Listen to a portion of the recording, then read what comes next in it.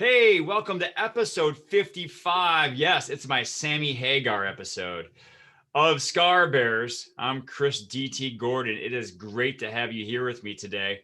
And as you notice, I'm not wearing a sweater.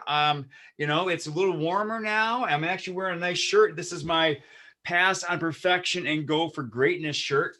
You can find this and other items at Chris DT Gordon's Tag and Pop store shop. Tag means the attitude of gratitude, and pop means pass on perfection and go for greatness. You can find that, my podcast channel, my YouTube channel, my speaking websites, and other such things at linktr.ee/Chris DT Gordon. And before I forget, Nate and Britton Barron, thanks as always for your post-production magic. If you want to reach out to them so they can do their work on your creative projects, reach out to them at Nate Barron. Well, today I am joined by a fellow scar bearer. Sometimes we talk with people who have mental or emotional scars, but she has those as well. But she definitely has a kindred spirit within me. With me, we're alike in the way that we have physical scars. Wow, words, sometimes they come out of my mouth correctly. I am joined by Lisa Kastner. Lisa, how are you today? I'm fantastic. Thank you for having me, Chris. So Oh, fun to be here. my absolute pleasure. I'm looking forward to talking with you. And so, as I said in the much fumbled intro, that we share a similarity physically because we are scarred. I obviously, my audience knows I am scarred in the upper half of my body and some of my lower half. But please tell us a story about how you have you struggled and come to accept yourself in your beautiful imperfection. Well, when I was 9 years old, I had peritonitis, which is basically that's when your appendix bursts. And so my father rushed me to the hospital, and when I got to the hospital, they immediately took me into the ER.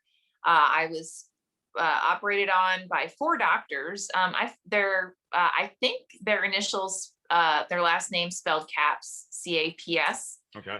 One of those bizarre things that when you're a kid you come up with, because it's just like, oh well, that's kind of cool. And My mind off the trauma that I'm experiencing right now. right, Yeah. exactly. So I get on the operating table, and they think they put me under. It turned out that they didn't completely. I actually woke up during the Oh. surgery. Yeah, so that's fun. I actually do remember the operating room a little bit, and I remember someone going, "Oh my God, she's awake," and like just then knocking me back out. Oh. And then I literally died on the operating table. Wow. I think 15 minutes is you're totally dead. I never hit brain dead, so which obviously, or otherwise I wouldn't be here. So then they resuscitated me, and then I think about a week later, I woke up in the hospital. They had to open me up from like right below your rib cage to right above the pubic line, and I basically spent the summer in the hospital. They ended up having to do a follow-up surgery. It turned out they didn't get all of the infection. They found, when they went back, they found an infection of like the size of a small grapefruit. Oh. Yeah, so they had to take that out. And then, Where was that at? I'm sorry, I didn't mean to interrupt, but no, where no, was, where was that uh, on your body? somewhere in my abdomen. So like in this general area. Okay. And So they just like above your navel. just, yeah, like just Okay. above my navel. So when they basically flayed me in essence, because so the scarring, the way I keloid, my skin naturally keloids. Mhm. And what is So that? I'm sorry. keloid is when you scar and it's really, really thick. Okay. So I don't, like if I get a little scar, or if I get a cut, oftentimes it'll scar, no matter like the severity of it. Um, but so since this was, I mean, since they had basically flayed me, I think the combination of the the surgery and the keloid, it ended up being indented. So if I was like laying down, it would look like this. Okay, so Like, kind of like a part of my language, but a ditch. exactly. Yeah. Yeah, no, that's Okay. right. Like a ditch. And the scar itself was about that thick. So about an and inch thick. and then and then about that in length. Okay, so So about that looks like about 1.5 feet, maybe 1.25 feet. yeah, my Okay. whole abdomen basically. Okay, so So maybe at least close to a foot. All right. yeah. Actually probably more than a foot. Uh so let me think about this. From here to here. So just above your, just below your sternum, to Yep. you said where your jeans hit. Yeah, well, just Okay. above my pubic line. Yeah. Okay. So it ended up being, it took about a summer for it to heal. Mhm. And growing up, so, you and I were talking a little bit before, I mean, the scarring was so severe, and I had a lot of other scars associated with it, like a drainage, scarring and so Mhm. on. The kids were pretty brutal. Now, Yeah. I mean, kind of understandably, because it's so odd to see something like that. But it started with, so to your psychological comment, like psychological scarring.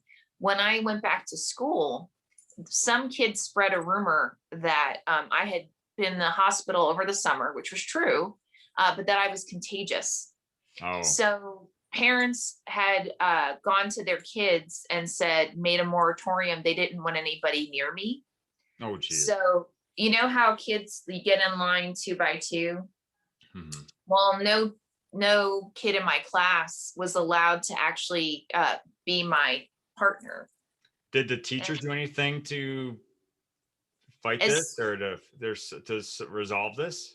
Yeah, as soon as the teachers realized, it took a couple days. As soon as the teachers realized what was going on, they sent a note home to all the parents, letting them know that, yes, I had been in the hospital, but I was not contagious. And that, it was absolutely fine for the kids to be near me and play with me. And then they also had a group, the equivalent of a town hall for the kids in the class to be told, that I wasn't contagious and so on. Wow. So that was a tough. I don't remember what grade that is. What grade is that when you're like 9 going on 10? That's usually fourth grade, generally. Yeah, that sounds right. Yeah. So so fourth grade was a little crappy. Yeah. Sorry. Yeah. I mean, I went on to pretty much my entire schooling, middle school, elementary school, middle school, high school. I learned pretty fast, to change in the bathroom, right? Because if anyone saw the scarring, it just immediately set off a whole bunch of anything from, mockery to isolation to, in some cases, fights. Like some kids, I think they just thought I was some kind of freak. So they'd initiate a fight, which to this day doesn't make any sense to me. Yeah. I mean, it reminds me of something like an episode of the X-Men cartoon. That someone who was so misguided, and intellectually or emotionally just feels threatened by your horrible stomach mutation, question mark. I don't know. It's Yes, just weird. I don't know. I mean, maybe I was also an Uber nerd, so maybe the combination of me being, in like the nerd class and having this like physical variation, I guess, set some kids off. So Again, as we said before, some people have struggles we don't see. exactly. Oh yeah, 100%. Yeah. So, and I learned not, like, I couldn't wear my clothes tucked in because when I was younger. It was so indented, like you could see the indentation in my through the jeans, because the jeans kind of fit like that, like where the zipper is, if Yeah, that makes sense. indented and kind of tucked in. Yeah, exactly. So, so I knew I couldn't wear, my t-shirts tucked in. I learned to like live around it, I guess you could say. Mhm. So when I was 17, I think, my mom had amazing insurance, but her job was about to end. And it was like, okay, let's see if we could possibly have the scarring removed. So there was literally only one plastic surgeon listed in her medical insurance. And when we went to see him, he was like, okay, like, he took a ton of pictures and all this. And he literally wrote a 10-page letter to the insurance company advocating for them to cover it, because Wow. he'd never seen scarring so bad. Where are you at? I'm sorry, I never asked. Oh yeah, at the time I lived in New Jersey. Okay, all right. Mhm. Wow, so in all So of New Jersey, which is on the East Coast and part of the Boswash megalopolis, there's only one plastic surgeon who would see you. exactly. Wow.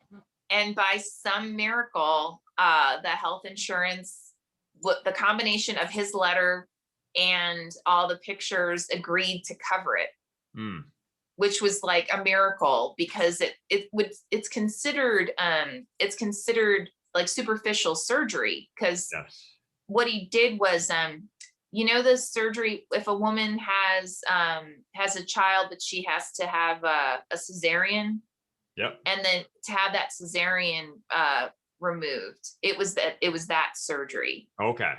that he leveraged, and normally that wouldn't be covered. Mhm. So yep, they agreed. And at the age of I think when I actually had the surgery, I think I was 17 going on 18. Okay. And it was like the first time in my life that I felt like, oh my, like almost normal, you Mhm. know. So which was amazing. Now I still do have scars, and they're still keloid, they're still thicker than normal, but Yeah. now they're along the pubic line. Okay. Um, and I have a little bit of the original scar left, because it was so long, it was so big, he couldn't remove all of it, but he could remove the majority of it. Okay. Yeah. Well, that's fantastic. Yeah. I'm sure the first time you went out of the hospital and you put on jeans, did you try tucking them in to see what would happen? I was like, holy crap. Like it was amazing to me. Now, mind you, um, to that point about emotional scarring, I mean, because I'd been so ostracized from like, 9 to 17, because of the physical chain, scarring. Mhm. I just always thought, well, obviously I'm a freak, like I'm hideously ugly. And it took years and years and years to get over that. Um, where I would say even today, there are times when I know I'm still affected by that. Mhm. Now, but the good thing about all this is it forced me to self-accept. So even if, because it's one of those things, like I couldn't change it, right? Mhm. So I learned how to just, and I knew I wasn't a bad person. Yes. So, it was like, okay, so let me figure out, like, how do I, well, not how do I, but I just learned how to self-accept, and I learned how to, um, you know, if you want to be my friend and you like me for me, great. And if you don't, okay, Yeah. That's like, such an important coping skill mm, that you develop there. And I wish this is why I wish we had a stronger push towards mental health in our country, oh yeah. because no one is perfect. There's not one person on even this planet who can say I'm above everyone else. We all have our issues. We all have our stigmas, our traumas, and being able to being able to accept that mental health is health, and sometimes we need assistance in that arena, I think we would be much better off. We'd be much better people. I mean, if Oh, we had mental health education when you were growing up, I bet you wouldn't have had all those emotional scars with you.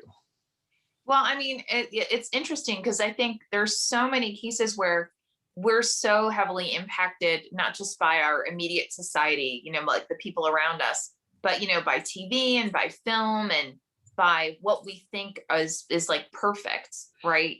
And there is no such thing, to your point, as perfection. Mhm. That it's such a blessing when you have people in your life who know that and understand that, right?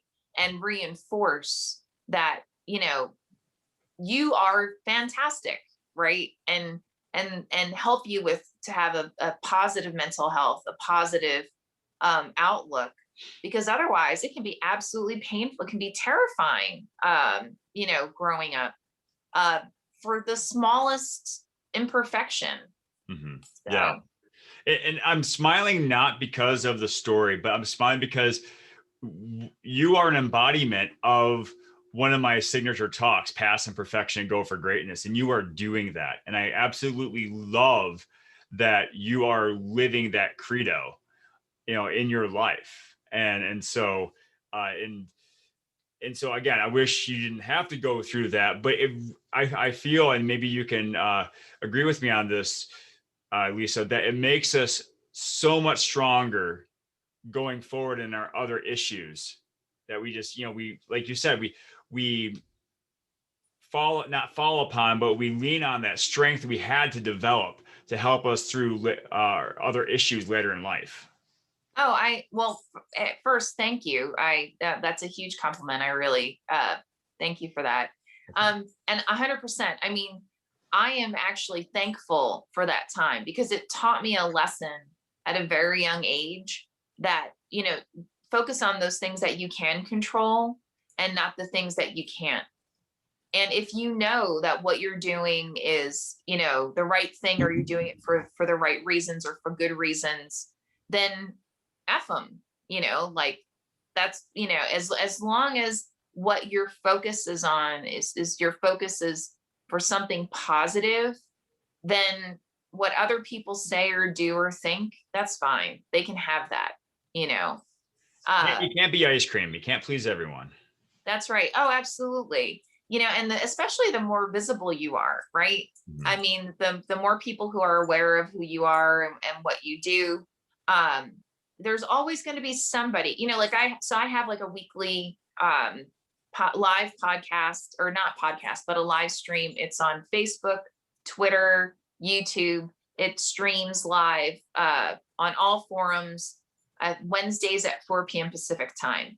And I have people who will, like, it's interactive. So folks can go ahead and, ask questions in the comments. And then myself and one of my editors, I run a publishing house. We respond to these questions, right? And some of the questions are goofy as fill in the expletive. Yeah. I mean, people come on and you can tell they just kind of happened upon it on, like, say, Twitter or on YouTube, and they just decided they're going to ask, really silly stuff. And some people even like, because it's recorded, right? Mhm. So there are people who'll check it out later in the week or months later, and they'll make comments like, well, why are you on my stream? Or like, who are you? And how dare you, be on my Twitter account? And I'm like, I don't know. So you absolutely cannot please everybody. Yes. And I think that's another huge point, that we are on this planet to make it a positive impact. And it's not up to us to decide who accepts that message. That's right. That's right. All we can do is our best. That's right. Absolutely. So after your reconstructive surgery, where did you go next? I mean, I was just like your regular kid. So I I graduated high school. I went to college for a little bit, and then I ended up dropping out. I went to Temple University at a time when they went through a massive strike. Mhm. And so all classes were canceled. So I decided to go and work full time. And there came a point when I was working full time that I was like, I want to do more than what I'm doing. And when I went to look at jobs that for the company I was working for that I was interested in, it turned out like every single one required a degree. Mm. So I went back to my dad and I just said, can I move back in? Because he had always said, if you want to go back to school, you can, move back in, because we didn't have any money. I grew up in Camden, New Jersey, which at the time was one of the most dangerous cities in America. Oh, wow. And we had like no money. Mm. So my dad's like, yep, come on back, move back in. And I basically juggled going to school and working full time, 3/4 to full time. And I decided that I would get my undergraduate, and then I got an MBA, and I also got an MFA in creative writing, Oh, wow. because I figured I didn't want anybody to ever say to me again, oh, you don't have, a degree, or you don't have X, then you're out, you're out of the running. You're not even going to be considered. Yeah. And now I am actually, so I run Running Wild Press, which is an independent publisher. You can look us up on runningwildpress.com. We publish great stories with great writing that don't fit neatly in a box. Okay. And we also have an imprint called Rise. And Rise, we publish great genre stories written by people of color and other underrepresented groups. We've had books named Best of 2019, Best of 2020. We've gotten in, several other books of acclaim. We actually just this month, we're publishing a memoir, Something is Better Than Nothing by Alicia DeLaury. And it's her experience of her husband going into the military. He comes back with PTSD. So it's their struggle with his PTSD. And then around the same time, her father, who had been an alcoholic, passes away. And it's about her dealing with that as well.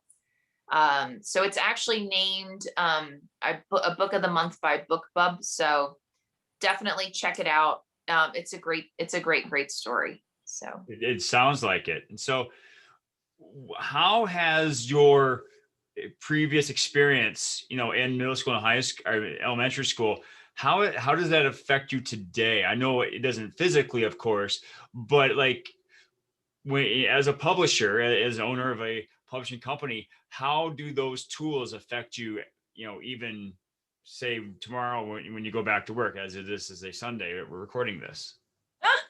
That's a great question. I think a lot of it goes back to, well, one, I read voraciously, so I was one of those kids that, I read everything. Everything was assigned. I read every genre you can think of. I read all kinds of books. So, and a lot of that, in all honesty, because I was isolated to a certain extent. I had a couple of very, very close friends, but I was not, out and about like a lot of other kids were. So that's definitely set it up so that I'm much more knowledgeable, I guess you could say, around story and the development of story and like what makes a great story, versus if I never had that experience. Mm-hmm. And I think too, I really, I had to learn how to kind of go with my gut a lot. And, we started the press because I've been in publishing for like 20 years. I've been writing. My father had worked in journalism to a certain extent. So I grew up writing, more like journalism style copy. And because of that, I've known a lot of people in the writing world. And there came a point where I knew all these amazing, amazing writers And I'm like, oh my God, this story's fantastic. You got to send it out. And then I check in with them 6 months, a year later, and they come back and they're like, I couldn't get it published. And I was shocked. I'm like, what the hell? Like, that doesn't make any sense, right? This is a great story. People would love this. And I found that thematically, every time this happened, when I asked, well, what was the feedback you got from the publication? It was typically like, well, this isn't quite fit what we publish, or this isn't quite like what we have in our catalog, or, with all the other stories that we're publishing in the magazine this month, isn't quite in the same space. And I thought, well, that's stupid. Like, it doesn't make any sense. People would love these. So my then boyfriend, now husband, was like, literally on our first date, he was like, well, why don't you just start your own press? And at the time I was like, for real? My husband's, for context, is a musician and a producer. And he started off in like the indie space.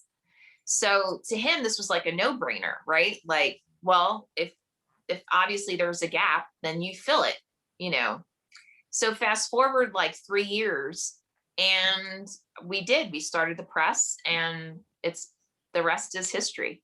Now, when did you start publishing?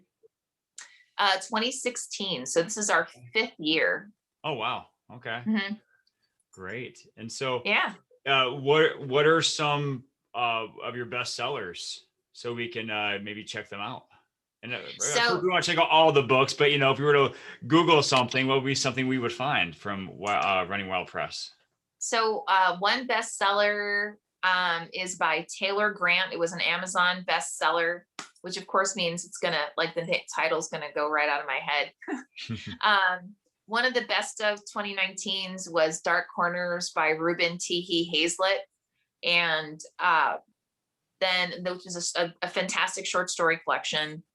Another best of 2019 was Suzanne Sample's Frontal Matter Glue Gone Wild. It's about her experiences with brain cancer, believe it or not, which sounds like horrific, but it's actually incredibly funny. She has a really great dark sense of humor. And another one is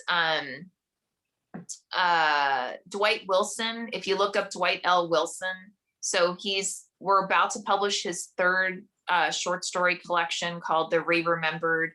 2 previous ones were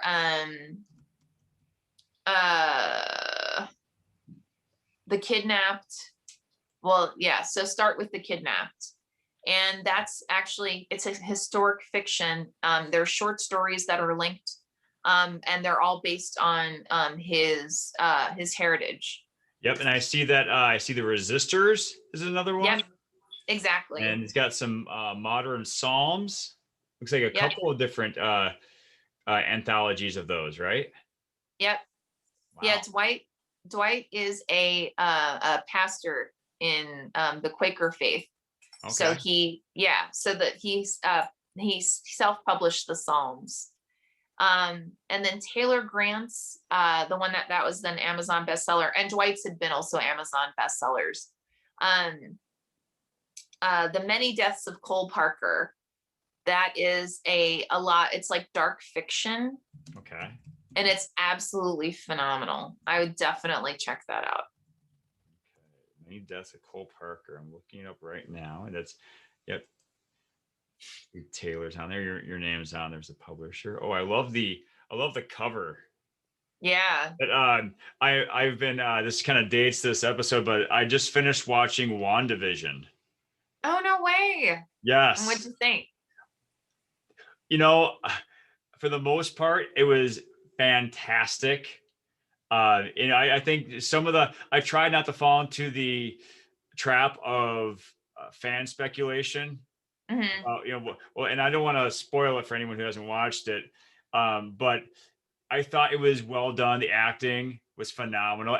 Elizabeth Olsen needs to get an Emmy nod. I mean, she just knocked it out of the park. And Paul Bettany, wow, he gave Vision so much depth that we didn't see in the movies.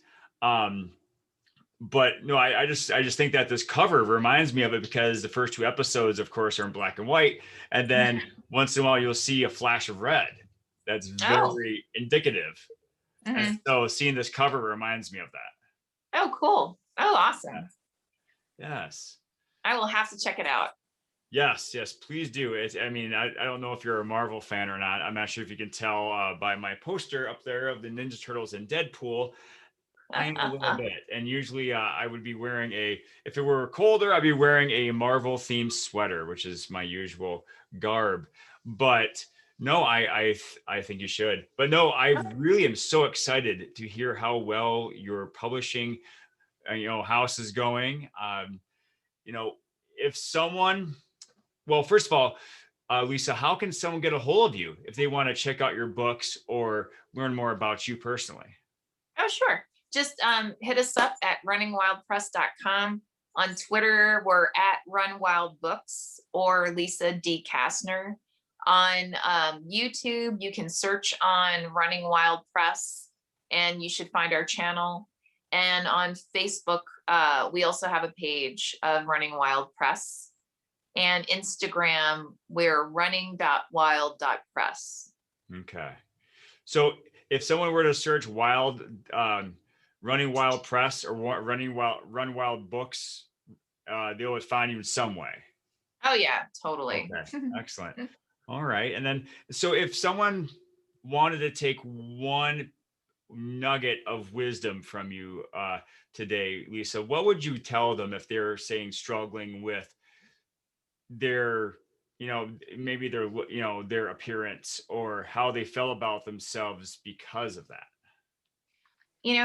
Beauty is it's so relative, and so much of it is more around like just self-acceptance. And I think there is beauty in all scars, in all forms, and focus on those who accept you and who love you, and the rest of them, they can F off.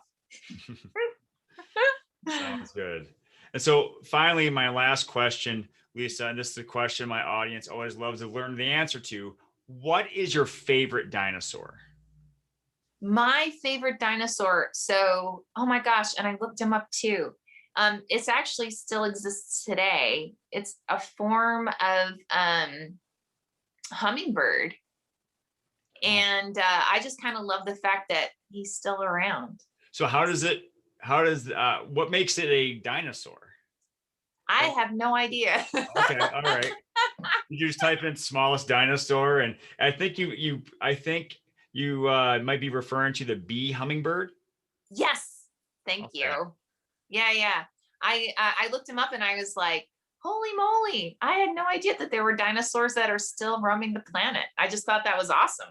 So that's pretty good. I have not had anyone answer bee hummingbird yet, so you are the first. So Lisa, thank you so much for joining me today. I greatly appreciate it. Thank you. I love your message. And if you want to reach out to Lisa, you can find her at runningwildpress.com, and I'll put other links to her in the information below. If you want to see what I'm doing, you can find me at linktr.ee/Chris DT Gordon. You can check out the podcast, of course, as well as the YouTube channel, my speaking websites, my various social links. You can check out the Chris DT Gordon's Tag and Pop Shop, where you can find, among other things, my Pass on Perfection and Go for Greatness shirt. You can also find a Tag One sheet if you need a little reminder of how to get a little more gratitude into your life every day. And also, please like, subscribe, share, all those good things, because we want Lisa's story and others' stories shared so they can inspire and motivate others to just be their best person. All right, folks, thanks a lot for your time. Please have a great day, and remember to pass on perfection and go for greatness.